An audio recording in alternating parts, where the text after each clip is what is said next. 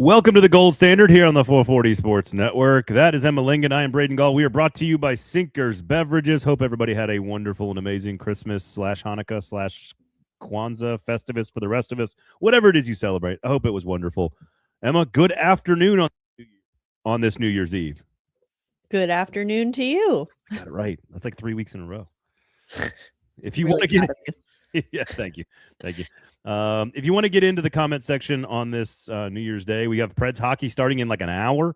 So that's kind of cool. We're not going to talk about the Vegas game all that much because it'll go out of date real fast. But I hope you guys are all getting ready for some cool matinee hockey. The fourth game, in a 7-game road trip that has featured 2 wins so far and a loss to the Blues. So we'll get into what we saw. There are some numbers that Adam Vingan posted on Lower Broad Substack about the last 16 games. The Preds are 11-5 in those 16. So we'll dive into some of the puck luck. How realistic is this stretch of hockey? Also, what will the next 4 games tell us about this team? And then we're going to do a little 2025 year in review because the Predators posted on their website essentially the highlights of the calendar year 2025, which included a rip-roaring good time in the second half of the season last year. And, of course, a very, also leaving a lot to be desired first few months of this season. They have played better in these last 16 games. And so we'll roll through some of these highlights. We'll discuss some of these highlights. And then I want to do like a vibe check going into 2026 from you, Emma. Does that sound okay? What if I said no? What if I said no? That doesn't sound okay. A good point. I'd be like, should I reorganize the entire show live on the air? That would be a fun. But yes, no, that sounds okay. Thank you for asking. I'm glad you said that. Winter Classic on Friday. The Olympic rosters are out this week, and first round picks are doing good things in the juniors. So we'll do all of that good stuff today. Sinkers Beverages. Again, if you want to get into the comments, this is a show where I want your feelings on the season last year, this year, the season coming up. I want to know what's going on. Kevin, yes, I should do whatever Emma wants. That is fair. That's completely fine with that. In fact, I normally do. In fact, Happy New Year. Bye. I think. Right. That's right. Happy New Year to all of you out there. Happy New Year to you, Sean, as well. Thanks for all you do for covering the 26 Stanley Cup champs. I have not been drinking. So they're going to the cup now, we're saying. feels like 17, Emma. Feels like 17. No, now you're just trying to piss me off to end the year on a high note. What happened to doing whatever Emma wants? I like that idea. Let's go back to that. Let's read the box scores from the stand. Let's talk about Philip Forsberg offside call for like a good 35 minutes today. Yeah, that sounds fun. How about Sidney Crosby slamming PK Subban's head into the ice? Let's talk about that for at least 47 minutes. How about that? Josh, my wife wants to know if there's going to be a review of HBO's Heated Rivals. You have to respond because I have not seen that. So you have to tell me if you've watched it or not. I haven't seen it yet either, but it's on my list. I want to. Okay. We'll do that one early in the new calendar year. We will do that. Josh, Happy New Year. Kevin, Happy New Year. Shawnee, Happy New Year. And if you want to direct some conversations around your vibes and how you all are feeling about the 26 calendar year, please, would love to hear from you guys. Sinkers Beverages, look, you're going to need something tonight to drink, okay? Whether the Preds win or lose, doesn't matter. You're going to need something to drink tonight. You need something to toast, even if it's a mocktail or a non-alcoholic beer. They have those at Sinkers Beverages. But you're going to need something. You're going to need something to toast for this evening. We were trying to figure out the math on this. I'm not good at math. The 14th New Year's Eve my wife and I have spent together. We met on New Year's Eve in 2012. So like this is a kind of a big one for us. We like to celebrate and kind of toast and cheers. I have my martini. She has her French 75, which turns into champagne only very quickly after that. All of those delicious things you can get at Sinkers Beverages. You're going to need some stuff for tomorrow for watching bowl games on New Year's Day. And maybe the Winter Classic on a Friday night. You're going to need something to drink. And Sinkers Beverages has you covered. You can have that booze delivered directly to your house. By doing what, Emma Lingan? What can you do to have that booze delivered directly to your house? You can search for Sinkers Beverages on Uber Eats and get the booze delivered straight to your house. These younger kids, man, they're so good at understanding the internet and the interwebs. Also, again, I know Christmas is behind us, but still, dry January is ahead of us. I get all of that. They still have great drink specials. They have great bar stuff. They've got great little gifts. So if you need to find something, if you're returning something, they got great options at Sinkers Beverages. So make sure you go check them out. Sign up for the In Crowd. It is their fantastic sort of customer appreciation group. They do not spam you or bombard you with text messages like all other aspects of your life. Speaking from experience here, but you'll get an email every now and then that says, hey, we got some cool stuff for you and we think you're going to like it. So there you go. Check out Sinkers Beverages. So the Predators lose 3-2. So they beat Minnesota. We talked about that last week on the road. That started the road trip. They lose to St. Louis, the team they had destroyed previously. They lose 3-2 on the road. And then they go and they beat Utah 4-3 with a couple of Steven Stamkos goals in the third period. He's one away, I believe, from 600, which would make him I think there's only 20-plus players or so, ballpark, 22 players, I think, that have gotten to 600 goals in the history of the sport. I still cannot believe Alexander Ovechkin's still scoring goals, which is an insane thing to think about. But that's 2 out of 3 on the road. They have won 11 out of 16. They are still at 500. They are treading water while still winning more games than not right now. That we talked about their first 3-game winning streak in forever last week on the show.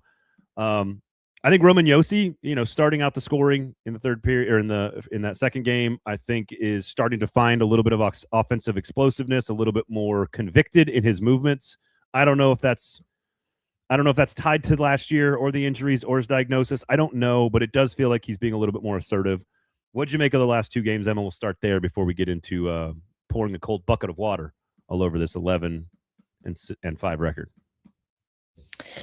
Well, I think, you've seen some good, you've seen some bad from this team. I do think that there's a little bit of luck involved, and I know that we're going to get to that. I will say, talking specifically about the Utah game, that is a stolen game if I've ever seen one. I mean, the Predators stole that win from the jaws of defeat. I mean, credit to Utah. They did everything right in that game. Frankly, they deserved to win that game. UC Saros obviously kept them in it to start, but then Steven Stamkos was the one who ended up winning it for them, obviously. So I think that was impressive. And you need to, it's good to win games like that sometimes. Like we can all agree. It's just fun to watch your team win games like that. I know a lot of people are still not happy about this team winning because they've fully committed to the idea of let's tank, even though that's not how it works in the NHL, but no one wants to understand that. So I think that, look, if this team is what it is, they are what they are, kind of what you're working with here. I think that the Utah game should be an exciting one. That's one that you should be happy about as a Predators fan. I think the Blues game was atrocious. Just everything about it was terrible. And that's kind of what we've seen from this team a lot this year. It seems like there's been a lot of, there's a struggle to consistently string good performances together or good games together. And even the Utah game wasn't an altogether strong performance from start to finish, but they did what they had to do. I think that that's kind of the story of the season, though, is that you get one just absolutely god-awful game, and then the next one they do okay. And then maybe the next one is god-awful again. And it's just, that's kind of what this team is now. For so long, we were trying to figure out, well, what are they? Are they the really good version we saw 2 years ago? Or are they the really bad version we saw last year? And it's like, well, actually, I think they're kind of both. And that's just what it is right now, which, again, is not good enough if you're trying to be a contender. But I think we've all kind of acknowledged that that's not what this team is right now. Like, I don't want to do the thing where, and I hear this from NFL players, from like Jeffrey Simmons, for example. He'll just be like, well, if it wasn't for that 65-yard run, we were great on the run. We played great rushing defense. And he's not wrong. That's factually true. Like 25 carries for 50 yards or whatever. Really good rushing defense. Well, on the whole, you gave up 117 yards and a long touchdown run. And that's part of the process. I'm saying all this to say, I agree. I think they are what they are. If you take away the 18-point streak, from 2 years ago, I think their record is exactly what they are. And the truth is, you can't take that away. That they earned it. They deserve to have that on their record. And so he is roughly a 500 hockey coach. They are, as a team, a 500 hockey team as they are currently constructed, both this year and the last 2 years combined and the last 3 years combined. They are what they are, which is an average to slightly below average hockey team.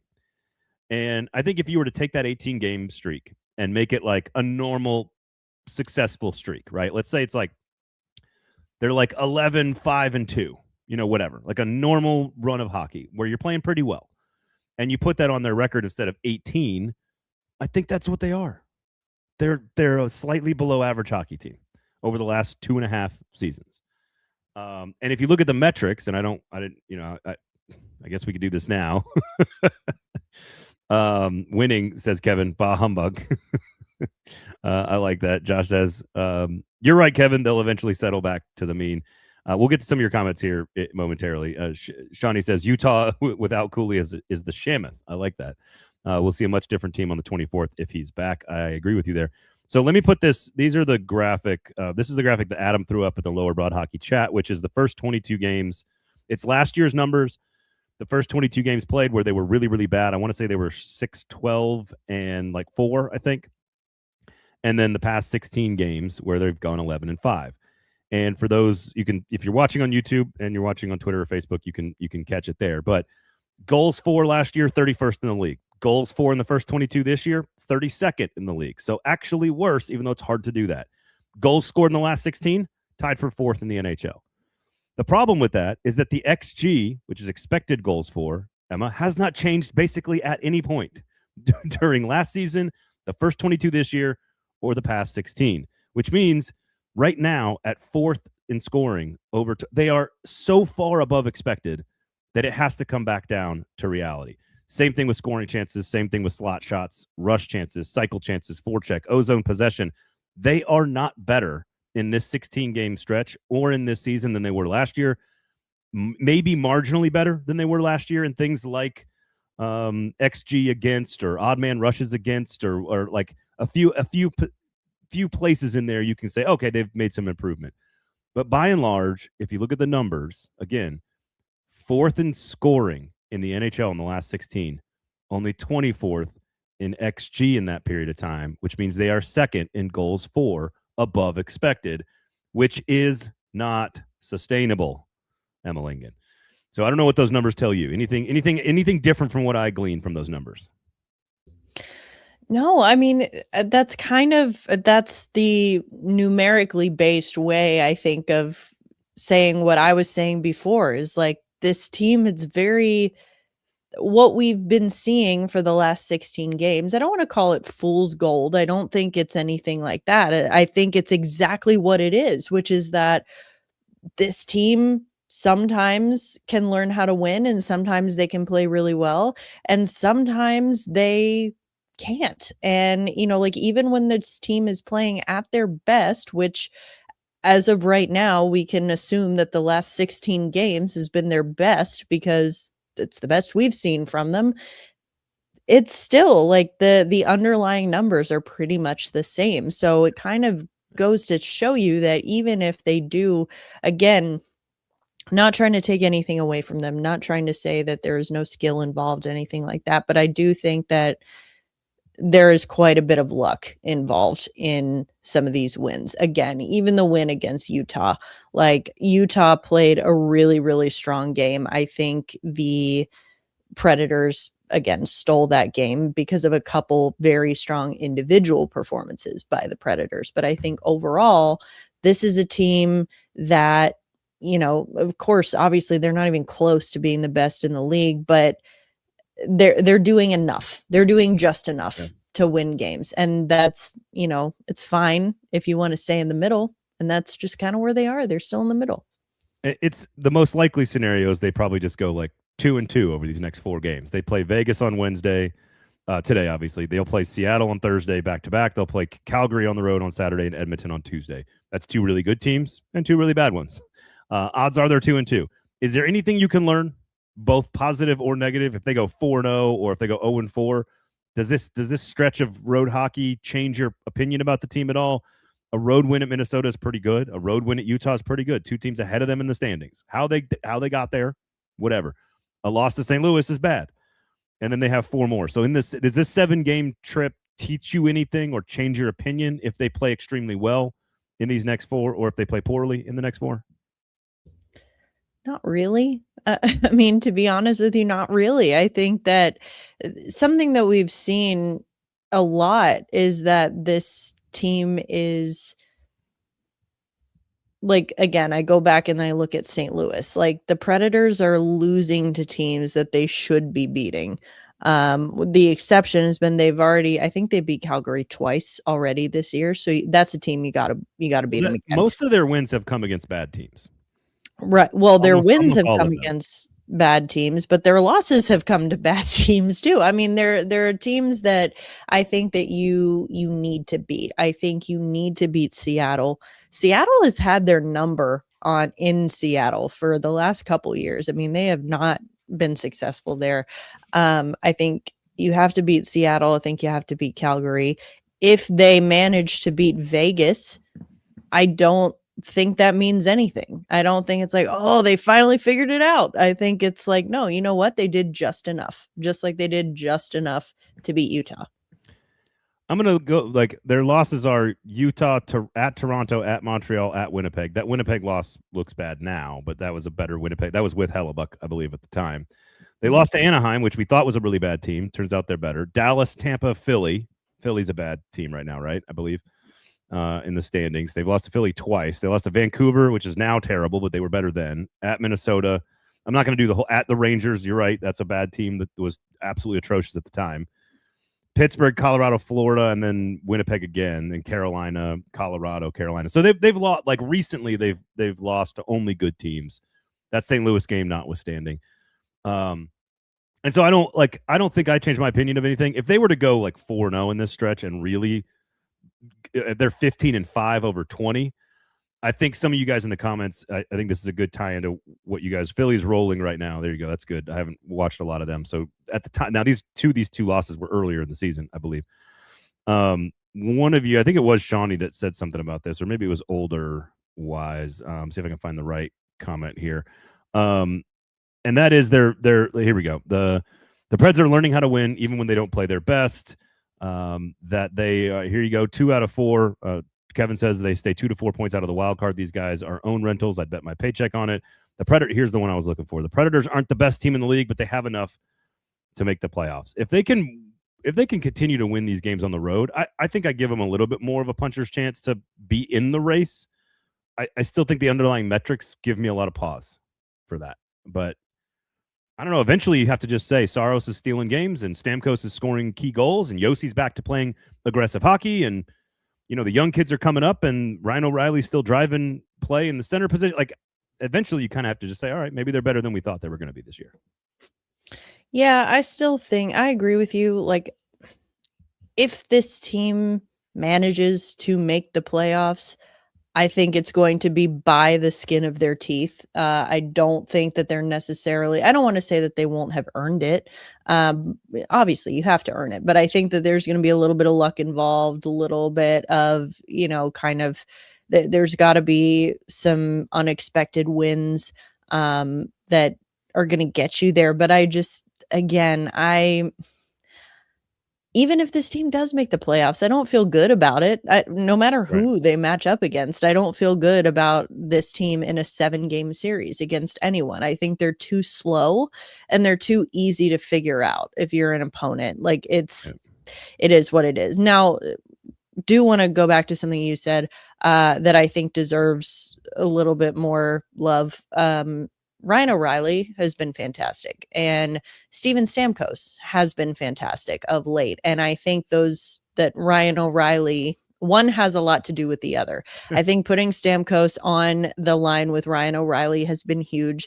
I think that has finally, woken him up a little bit. He's playing like a guy who actually wants to be part of a solution here in Nashville. Not saying that he didn't want that before, but it's just really evident now. And I think that O'Reilly, that speaks to, when team was doing bad and O'Reilly comes up in trade conversations and people are saying, well, why is Barry Trotz holding on to this guy? He's not that valuable. That's why, because he makes everyone else around him better. Is Ryan O'Reilly a true elite number one center? No, but he's the best one you have. If you're Nashville, you don't have anyone else. Yeah. And it's not just about, well, he's all we got. He's also really, really talented, really skilled at making, the players around him play better. Now, the problem with that is kind of a little bit of what we saw a couple seasons ago when he played on the top line with Philip Forsberg and Gus Nyquist. That line was fantastic. But nothing happened, below that. It was a very top-heavy team. And now I think you're kind of starting to see the same thing. Again, this is nothing new. This team lacks center depth. We've been saying it for literally years. So, I mean, again, that's why I go back to, if they make the playoffs, it's not really a sign of, any dramatic change in the organizational trajectory, I don't think. And as Kevin says, Western Conference is awful this year, way easier to get into the wild card chase this season. I think we talked about that when you look at the teams they were beating. There's a lot of upward mobility in the bottom half of the Western Conference, but I don't think there's a lot of playoff spots. I mean, I think the top three in the Central are set. You've probably got, I think Anaheim is going to come back down to earth, as they already kind of are, but I think by and large, there's like 4 teams for like one spot, basically. And I don't know if I even put Nashville in that group yet. If you want to expand it to Nashville, then I think you can kind of talk about 6 or 8 teams that are trying to get into that last 2 playoff spots. Olderwise agrees with you. Ryan O'Reilly has been the best overall player on the team so far this year. Luke Evangelista is a rising superstar. That's another name we need to include in this, Stamkos, O'Reilly, Josi thing. Evangelista is a rising superstar. I'm not going to go so far as to say superstar, but he can see the whole ice and control the power play. I watched him take over the point guard position in the last game, and he looked phenomenal. Look, he is having a great start to the season. He is doing everything you'd want to see him do in this age and this year for him. I do not think he is a superstar. I do think he can be a first-line winger if paired with a bigger star at either center or other wing, which is what's happening to him right now. But his hands are great. Scored a really critical goal in a couple of the last few games. I think you can't ask for, like, one of the bigger developments is how good Luke Evangelista has been. I don't think you need to say that he is the superstar of the future, but I think that's one of the best developments we've seen so far. Yeah, I mean, that was kind of the whole thing surrounding his contract standoff during the summer. It was like, well, we don't really know what he is yet.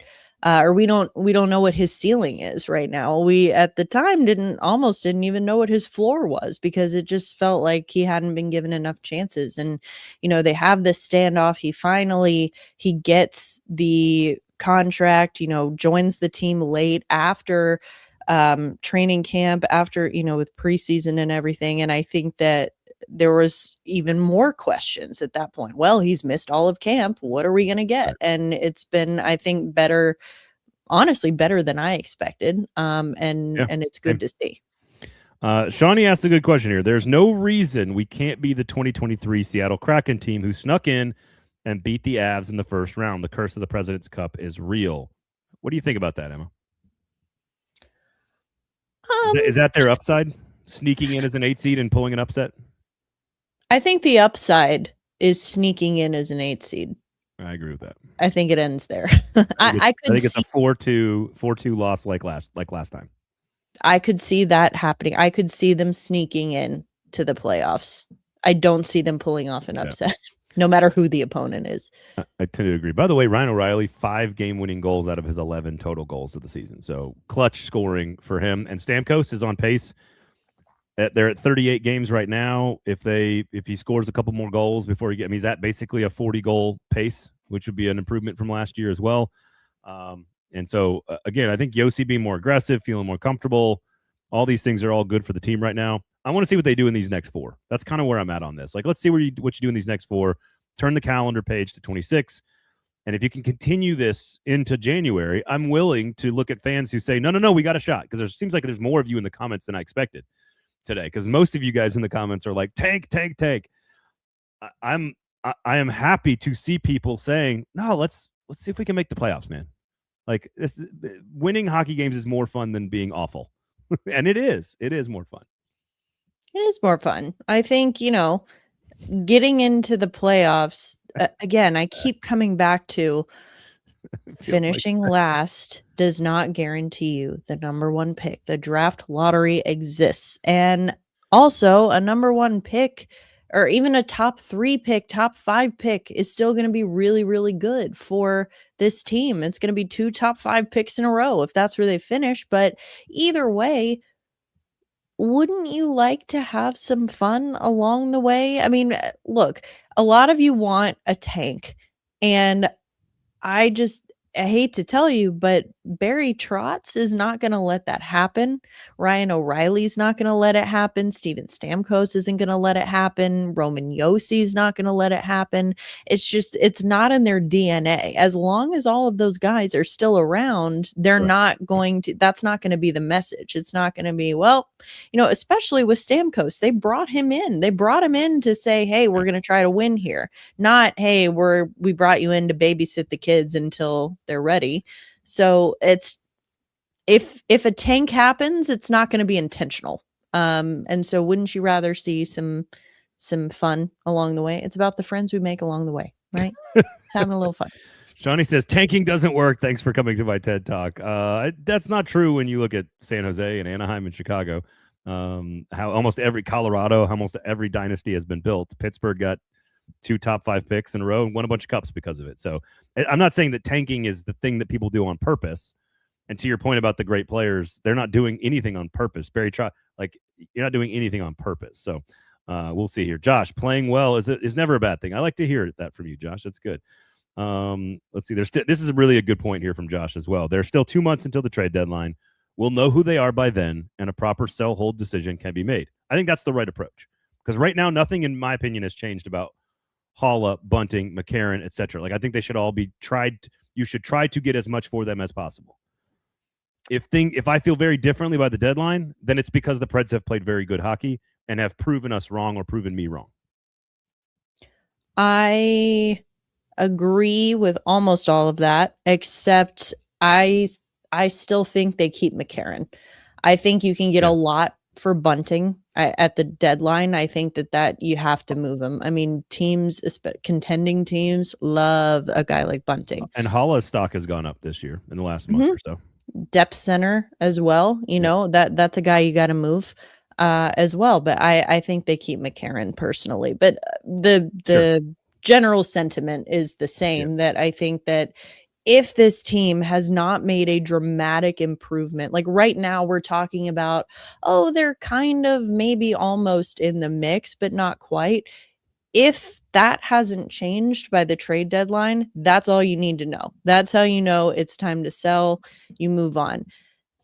If this team is firmly in the playoff race by then, well, then we can have a different conversation. But I think if you're Barry Trotz, you can't look at if this team is exactly where they are now, standings wise at the deadline, you can't look at this team and be like, well, maybe there's a chance, because it's not good business at that point. A couple of questions from Brad and Shawnee are asking about some of the minor league players, the HL, some of the prospects. How long until Ufko gets the call up? Good question from Shawnee. What about Ufko, Tanner, Edstrom, Happy, Kemmel?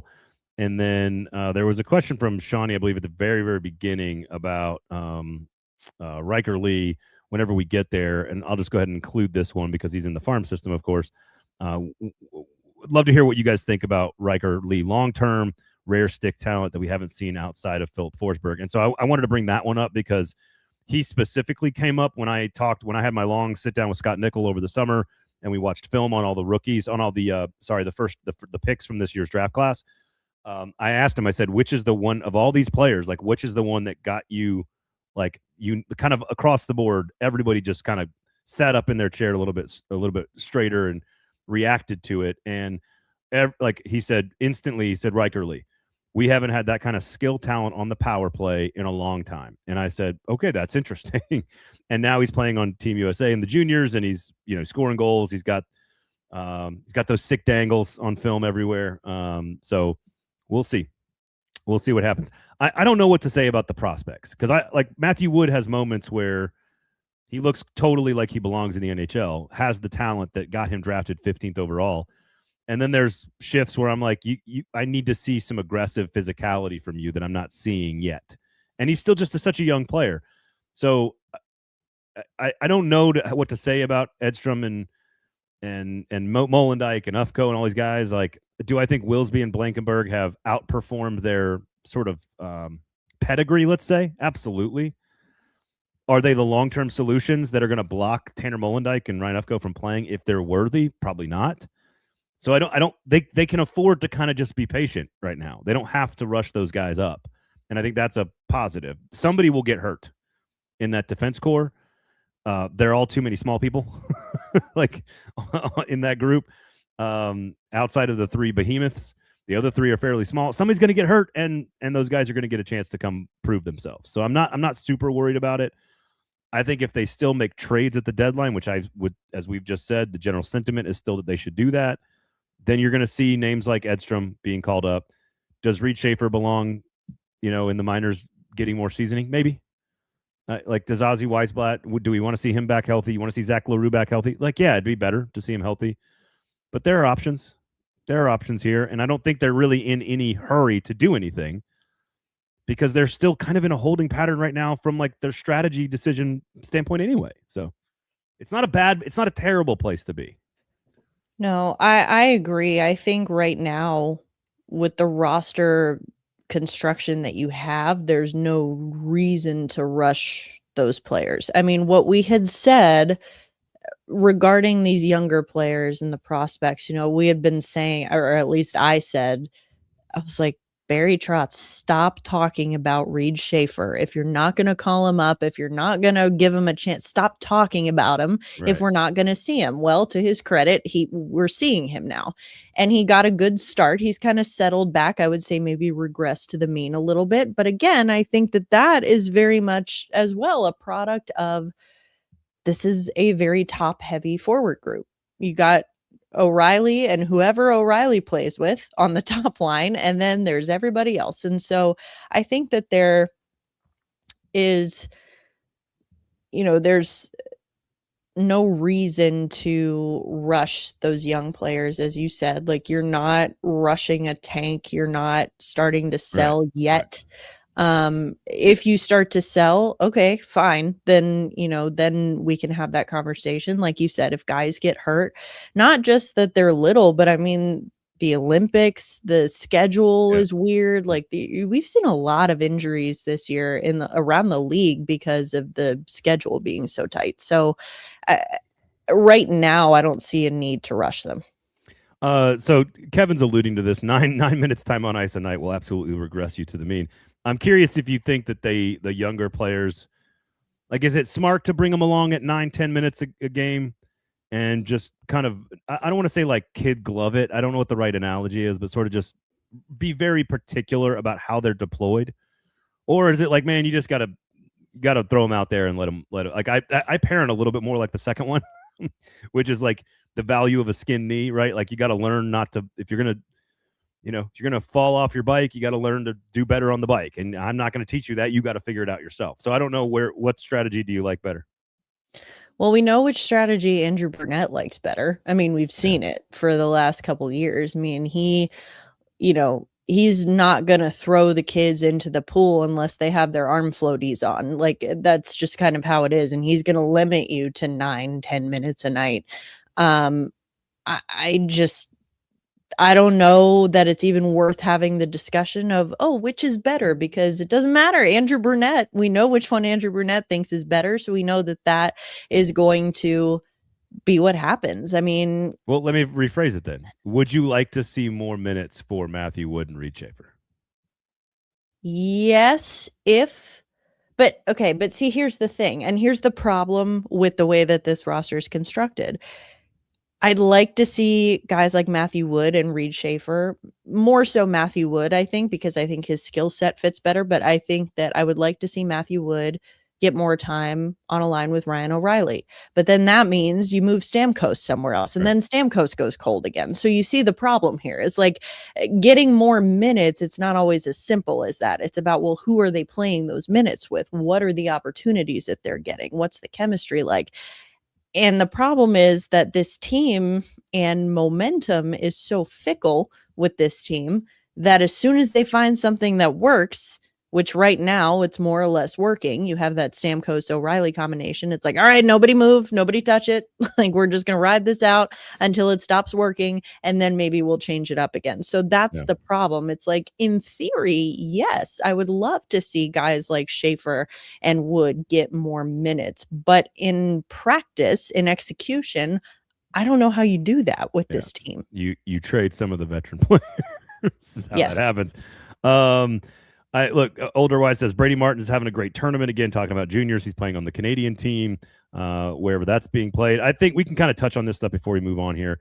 I think the Winter Classic thing in Miami, I'm kind of, the stadium series, it's starting to run its course for me. I really like the outdoor concept when it's got like a really interesting hook to it. A baseball stadium in South Florida is not the hook I am looking for. Lake Tahoe, that's cool. Like Lake Tahoe is cool. So I'm just looking for a hook that's better here. Just 2 minutes. Olympics, I can't wait to see the rosters on Friday. I am more excited about Olympic hockey. February 6th is when it starts in Italy. I am more excited about that, partly because of how the USA played in the Four Nations tournament. And I can't wait to see if we've actually got a shot to compete a little bit more this year. We should not. It should still be Canadians. But I'm excited about it. I'm really excited about international hockey, and I credit a lot of the Four Nations tournament for that. I don't know about you, but that's how I feel about it.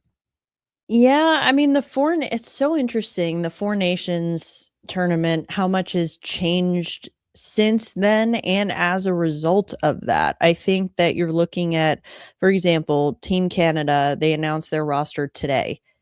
Two of the three goaltenders were not on the roster for the Four Nations.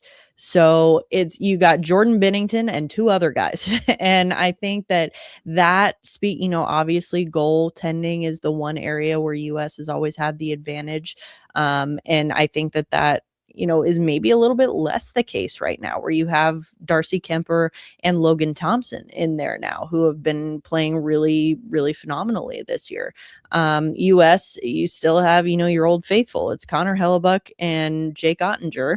And then, if it's Swayman or whoever is the third guy, it really doesn't matter, because it's going to be Ottinger and Hellebuck. But I think it's interesting because the US, their sort of bread and butter, their identity, it was very much Kachuk. It was the US Kachucks versus everyone else. And this year, the Kachucks got injured. I mean, Matthew hasn't played. Brady was out for a while and is now back. He's skating, right? Or one of them is practicing, I believe, this week for the first time, right? Kachuk. Yeah, obviously. It's Kachuk, Braden. Both Kachucks are hurt. Matthew Kachuk is the one who hasn't played at all yet this season, but he is now skating this week. Okay. And their brand of hockey, it's very physical. It's very in your face. Obviously, they're skilled as well, but it's a lot of emphasis on the physicality, the forechecking, things like that. Canada was in a lot of their roster moves, I think, that they are trying to counteract that. They're trying to, because they know their biggest, obviously it's not just Four Nations, it's the entire world at the Olympics, but their biggest competitor, of course, is going to be the US. So sometimes I think with Canada, you're going with some players who maybe a little bit less skill, not that they're not skilled at all, they're in the NHL, but I mean, a little bit less skill, a little bit harder hitting, because you can tell they're trying to beef up this roster for the Kachucks. I mean, you have guys like Seth Jarvis didn't make Canada's roster. That's insane to me. I mean, he's injured now, but I mean, the fact that, and Connor Bedard didn't make the list. He's injured as well, but Doug Armstrong said that doesn't really matter. It didn't really play into our decision on Bedard, whether he's healthy or not. So I think that the Four Nations taught us a lot, I think, about how Canada is trying to adjust to better match up against the U.S., but we'll see how it works out. No, I'm just really excited about it. I always like hockey as one of my favorite Olympic sports. Like I like soccer in the Summer Olympics. I just love the team-on-team international competition. I know Josh is in the comments talking about sort of the World Cup. Can't wait for that coming up this year. There's a lot of good international stuff, but I just feel like the Four Nations is certainly different than what we're going to be watching at the Olympics. But it did like, I don't know, it got me a little bit more interested in this stuff than I normally am, which is already pretty good. So we shall see. World Juniors, I think the question is sort of like, how should you take the information from the juniors? And I think you just take it with a grain of salt. I think you say, look, I think it's almost more important that they're good enough to be on the teams than almost how they perform in individual moments. I think the fact that they are among the best players in their country at that age, I think is really more important. And so the fact that they've got some guys on these teams, I think is really important. Was it Edstrom that was on like the Swedish team like forever, basically? Like that guy being a mainstay among all the best Swedish players is almost as good of a sign as anything else as to how he played. And I think he played pretty well for Sweden. So I think you just kind of take it like, hey, bank that intel, store it. Hey, Riker Lee's having a good tournament. Brady Martin's having a good tournament. Brady Martin wore the C, right, for Canada when he was on the team on a different team earlier. I think that's all just kind of like, hey, that's good, that's solid. Just keep it in mind and then kind of move on. I don't think you need to read too much into the junior stuff. All right, Sinkers Beverages. Make sure you support good local businesses. 5-time liquor store of the year. Fantastic place to get all your bubbles for this evening, for New Year's Eve. Everybody be safe out there. Be smart. It is amateur hour, so just take care. You can have booze delivered directly to your house by searching Uber Eats and search Sinkers Beverages. They will send the booze right to your house, so don't go out tonight if you've been drinking, of course, but just be careful out there anyway, because there's a lot of idiots on New Year's Eve acting real dumb. So just be careful out there. And so go to Sinkers. There you go. Go support Sinkers. Sign up for Lower Broad Hockey and support Emma and all of her work as well, all over the internet. All right, I want to read you the list of highlights from 2025. According to the Nashville Predators. We're going to lighten the mood here the last 15 minutes and just have some fun, okay?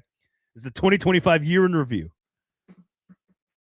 I have varying amounts of intrigue in this list, and then we'll have some commentary at the end. First big bullet point on the list.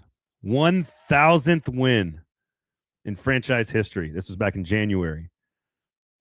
I thought of note, Emma, the second fastest franchise in NHL history to get to its 1,000 wins. I think that last one is of note. So there you go. Number 2 on the list, David Poile, Shea Weber, and Pekka Rinne are inducted into a fabricated Hall of Fame that the Predators invented to honor David Poile, Shea Weber, and Pekka Rinne. And then branded appropriately, I assume by Sean Henry, the Golden Hall.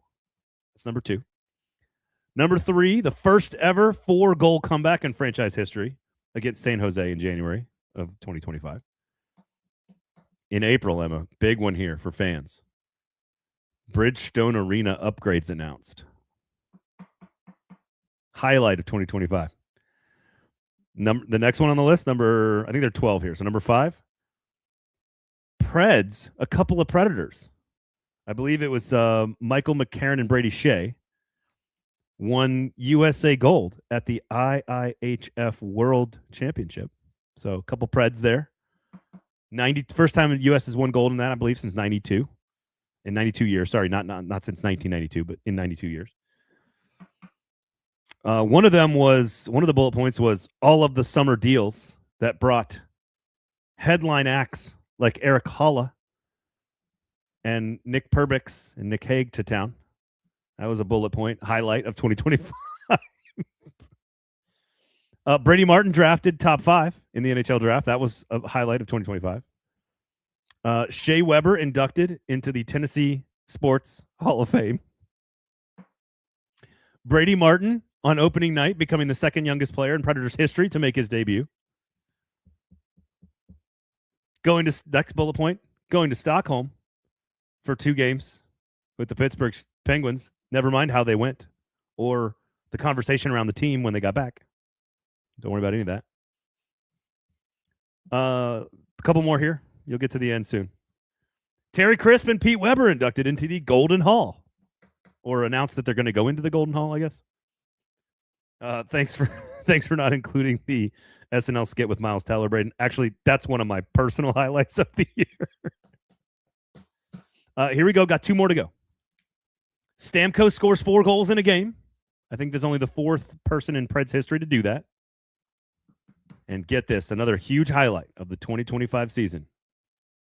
Nick Saban and Joe Agresti by 2% of the Nashville Predators. This was the list the team compiled and sent out to the world as, look at what we did this year. So you can tell where my analysis is at on this.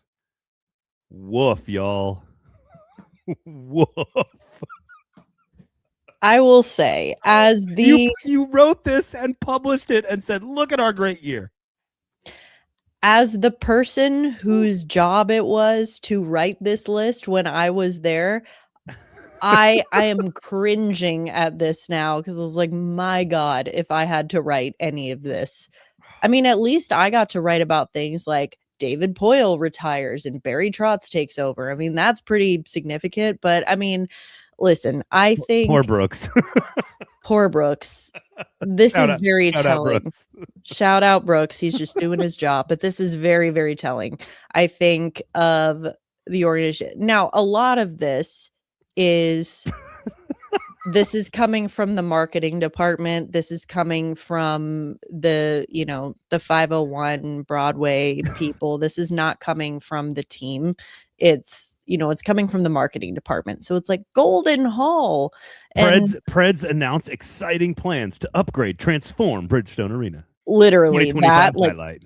Come on now. I mean, that's Sean Henry. I'm sorry, but that's Sean Henry. Oh wait, hang on. I skipped one. Roman Josi and UC Saros were named to preliminary rosters ahead of the Olympic Winter Games. I missed that big highlight of the 2025 year. I mean, look at what countries they come from. Of course they are. Right. I'm sorry. My favorite one is Preds acquire Holla, Haig, Perbix, and Summer Deals. That's my favorite. Yep. And that's not a knock on those players, by the way. I'm not laughing at those 3 players at all. That's not what I'm doing at all. No, but I mean, it's very telling. Now I'm curious, because you're looking at this right now. I don't have it in front of me. Was this article, this list, is it sponsored?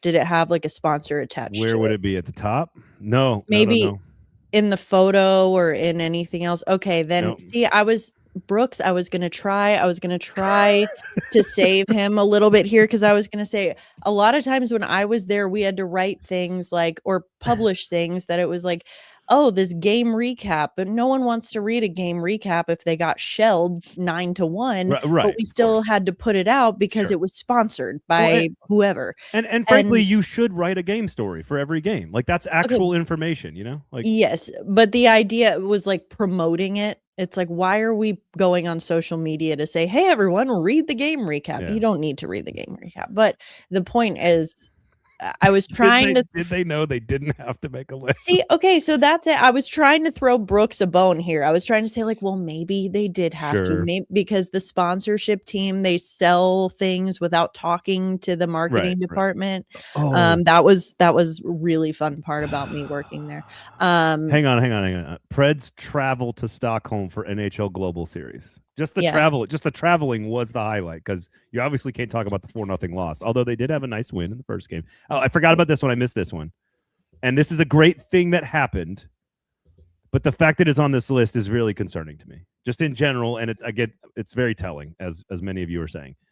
Saros sports one-of-a-kind mask for Hockey Fights Cancer. It is a very cool mask. It's a very cool cause, and a really awesome job by him and the Preds and everybody else involved to get this done.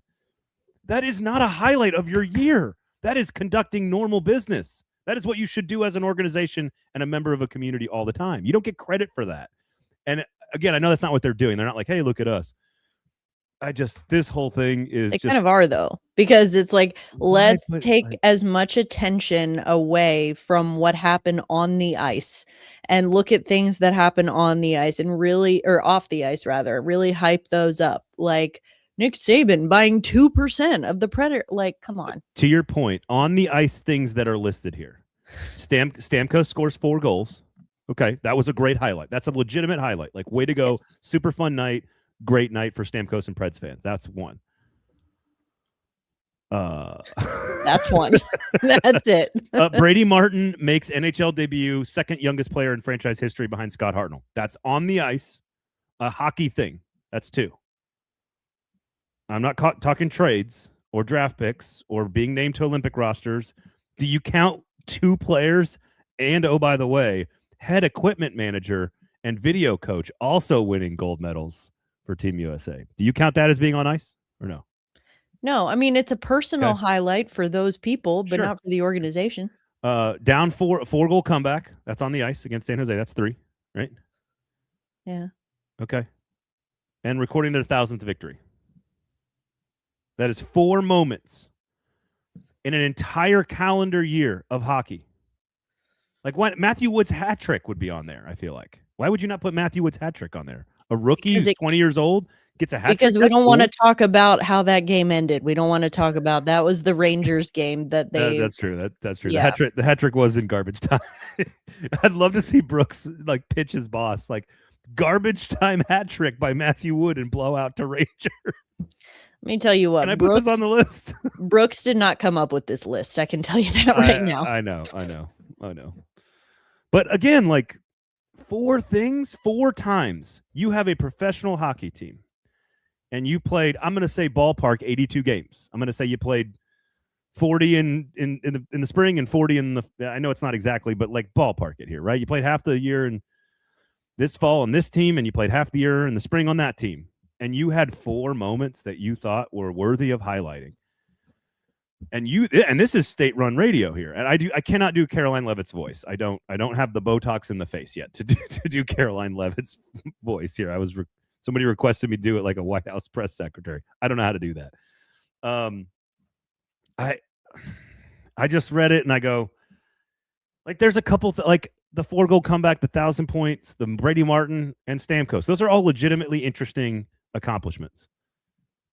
But that's it. They couldn't find anything else? I don't know. How are the vibes in 26 for you, Emma? Poor Brooks. I'm very happy I'm not Brooks. That's how the vibes are in 2026. We're vibing. My face hurts. Oh, come on, ride, Joe. Robbie. Come on, ride, Joe. What's he doing? Dad. What do you think Ryan Johansson's doing these days? He's a new dad. There's no way he's changing diapers. No way. I don't know. I mean, he's got plenty of time now, so maybe. I don't know. It hurts your back though to change diaper. You got to bend over a lot, to get into the diaper changing. I don't know if that would violate his lawsuit agreement or whatever.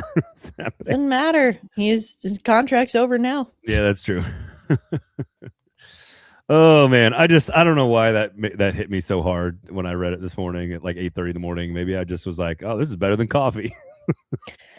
I was just scrolling through it going like, what are y'all doing? Come on. This is like the cringy draft video that was it the draft video, right? What was with the bars and the music? No, it was the schedule release video. That was the schedule release. Yeah, no, this is worse. Is worse. It really? Yeah. Because again, it's something that they don't have to do, and yet they're still doing it. Like, I mean, it's not going to get a ton of it's not a main, like the video is going to go a lot further. Like the schedule video is going to go a lot further, meaning it's going to travel into your feeds and your algorithms. People are going to see it everywhere. It costs a lot of money to put together. Like it's way bigger. This is just like, hey, here's some cool stuff we did. Let's put it on the website. Like it wasn't a heavy lift, right? To put it all together, but it's like 2,000 words.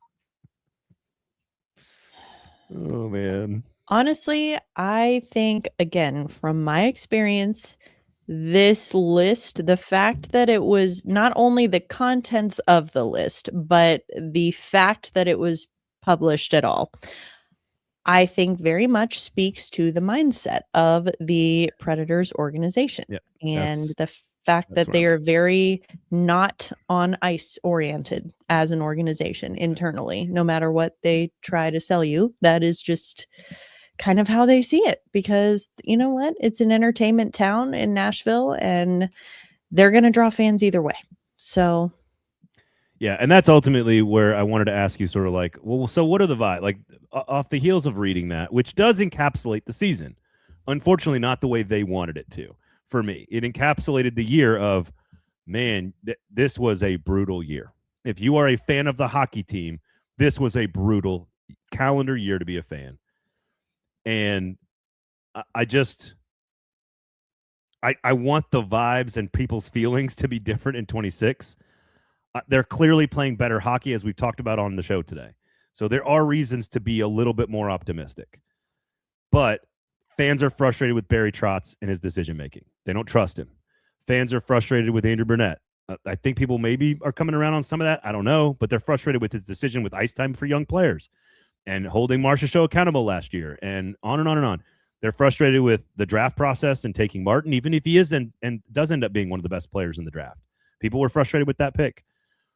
On and on and on down this list, fans are frustrated with the team. And I don't know, while it feels marginally better today than at this time last year, it doesn't feel different.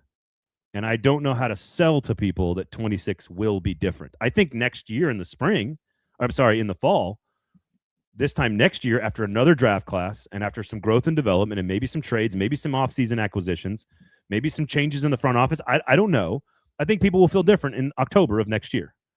But I don't know why people would feel differently about this organization today after what we just saw in 2025, both end of last season and the beginning of this season. Well, I think to your point about, people being frustrated with Trotz or with Brunette or whatever, maybe coming around on it now because they're winning a little bit more.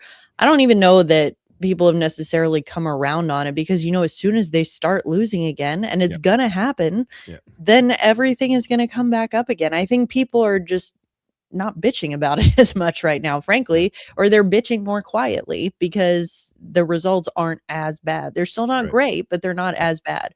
So I agree with you. I don't think that I think that this year will be better than last year. But that's clearly not a very high bar to clear. So I think that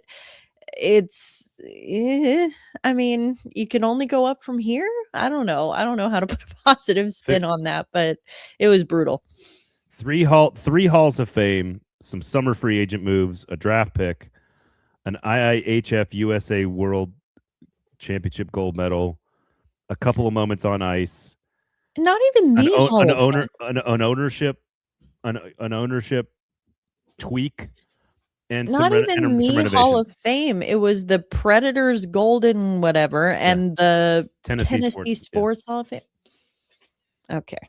Yep. Like, no disrespect, but that was 3 of them, Emma. That was 3 of them. 3 of the highlights of the year were the Predators organization saying how much they appreciate and love Terry Crisp, Pete Weber, Shea Weber, no relation, David Poyle, and Pekka Rinne, all of whom are totally worthy, like completely obviously awesome and worthy people to be in those conversations. And then one was the Tennessee Sports Hall of Fame. I get it. I find it funny that Shea Weber was inducted into the Hockey Hall of Fame before he was inducted into the Tennessee Sports Hall of Fame. That's funny to me. Fair. Because it's like Tennessee was like, oh shit, I guess we got to add them to ours. I don't know. Yeah, Josh puts it succinctly here. It's just such a self-own to put out an article to reminisce on the second worst season in franchise history. And of course, the only one that's worse was the first one, when they had never been a hockey team before. Again, no one is going to look at this. No one, if they hadn't put out an article, no one's going to be like, well, why didn't they do a year in review article? And again, I want to be clear, just like the scheduling video, like none of this is a big deal. Like, I don't think this is a big deal. No. This is what organizations do. They are production companies that have to churn out content now. That's just how sports works, college or pro, hockey or otherwise. So I'm not. There's no hate here. There's no like. But I read the list and I just couldn't stop laughing. Still can't. I mean, you gotta laugh or else you cry. That's just. I'm starting to cry while laughing. A little bit of both. All right, everybody, enjoy the Vegas game. Starts right now, actually, which is pretty cool. Enjoy New Year's Eve. Happy New Year's Eve and New Year's Day to you, Emma, and to all of you out there listening. Please tell folks about the show. You guys were awesome in the comments today. Seemed more active than I've seen in the past, and so tell your Preds friends that we do this every Wednesday at 1 o'clock, and that we'd love to have them here. Saw some new folks in the comment section today, so please share that. Please jump on the. You can watch the show, of course, on YouTube. You can join us at lowerbroadhockey.com, which is our Substack. Keezer's over there writing really good stuff. He's going to have some stuff on Stamkos, I think, this week as well. We're going to continue to work and try to get you guys as good a coverage as we can in the spring. And maybe the team will keep winning games. We'll see. But otherwise, go to Sinker's Beverages if they don't, because you're going to need some drinks. Sinker's Beverages has you covered there. And there we go. Game thread is live on Lower Broad Hockey right now. Thanks, Kevin. That's right. He posts the game threads are my favorite part, by the way. Like, it's just people coping with coaching decisions and ice time decisions and line combo decisions and coping with good. It's Preds fans coping with scoring goals and giving up goals all at the same time. It's just a cornucopia of human emotions in there. So there you go. Check that out. All right. A potpourri, as it were. For Emma, I am Braden. Thank you for listening and hanging out. We do appreciate you guys. Have a great year. Have a great new year, everybody. This has been the Gold Standard on the 440 Sports Network.